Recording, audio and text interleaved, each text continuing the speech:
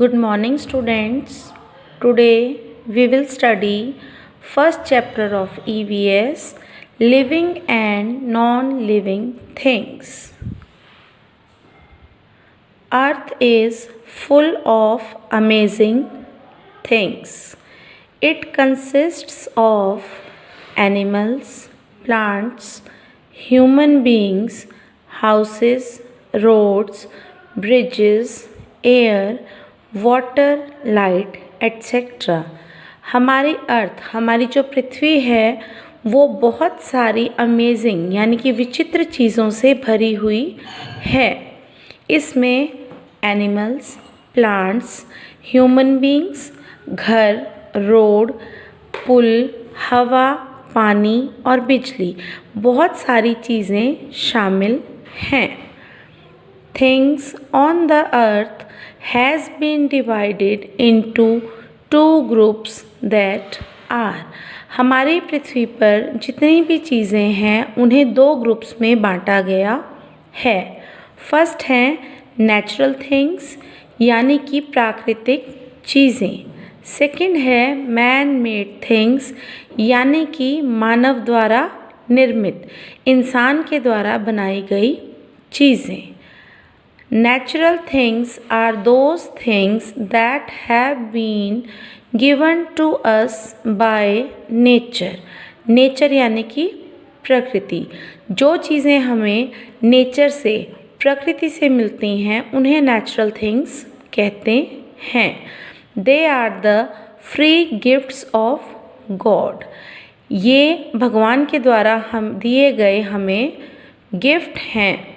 जैसे कि सूर्य किसने बनाया, रोशनी कहाँ से आती है, हवा कौन बनाता है, इनका क्या आंसर है, हमें ये चीज़ें भगवान ने दी हैं।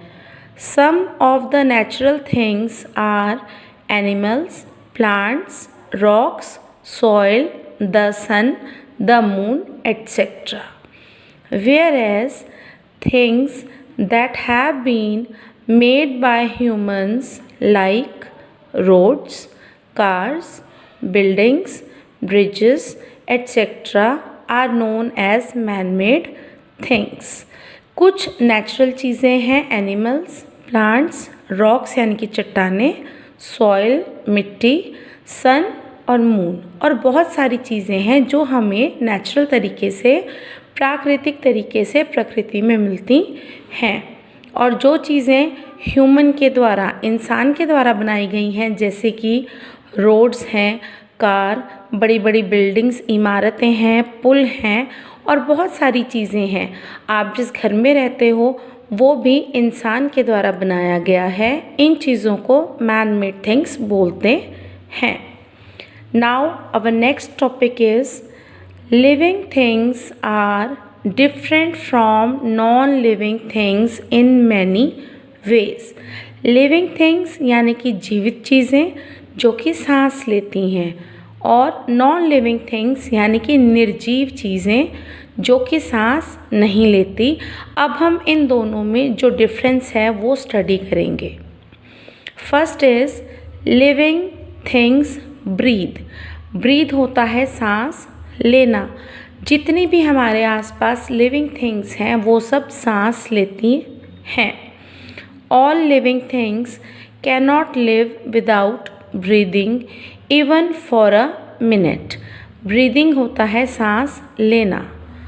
Animals and human beings breathe in oxygen component of air and breathe out carbon dioxide component of air so that they can survive. हमारे आसपास जितने भी एनिमल्स हैं और जितने भी ह्यूमन बींग्स हैं, हम सब ऑक्सीजन को अंदर, सांस जो हम लेते हैं हम ऑक्सीजन से लेते हैं। ऑक्सीजन हवा में पाई जाती है। कंपोनेंट का अर्थ होता है एयर में पाया जाना। और हम सब कार्बन डाइऑक्साइड भी हवा में पाई जाती है। हम सब कार्बन डाइऑक्साइड को छोड़ते हैं, कार्बन डाइऑक्साइड बाहर निकालते हैं। प्लांट्स जो हैं, plants are also living things, so they also breathe. Plants जो हैं, हमारे प्लांट्स भी सांस लेते हैं। They breathe in carbon dioxide and breathe out oxygen. Plants और ह्यूमन बींग्स में ये डिफरेंस है, हम ऑक्सीजन अंदर लेते हैं और कार्बन डाइऑक्साइड छोड़ते हैं, और जो हमारे प्लांट्स हैं वो कार्बन डाइऑक्साइड अंदर लेते हैं और ऑक्सीजन छोड़ते हैं। एनिमल्स हैव लंग्स, गिल्स और air holes to breathe.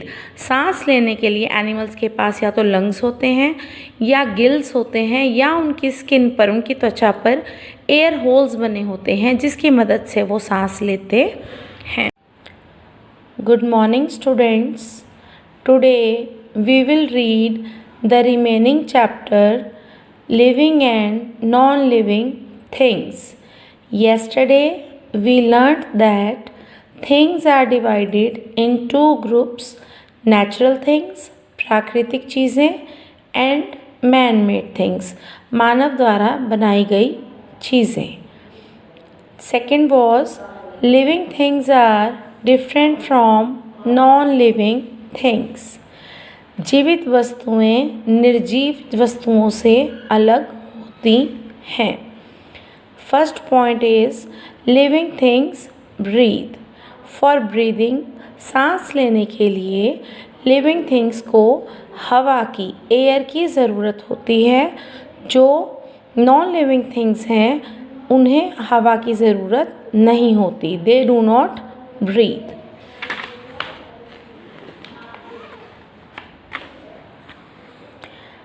Non-living things do not breathe. Breathe सांस लेना। They do not require any air to live. जो नॉन लिविंग थिंग्स होते हैं वो सांस नहीं लेते, उन्हें ज़िंदा रहने के लिए किसी भी एयर की आवश्यकता नहीं होती। Second point is non living things reproduce. Reproduce का मीनिंग होता है प्रजनन करना। All living things reproduce. जितनी भी लिविंग थिंग्स हैं हमारे आसपास वो सब रिप्रोड्यूस करते हैं, वो सब प्रजनन करते हैं। Human beings and animals give birth to their young once.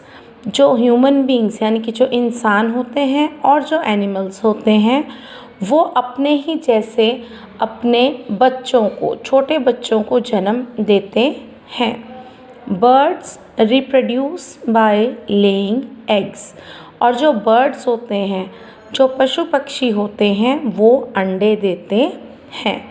All living things also differ from each other and there is also a difference between plants and animals.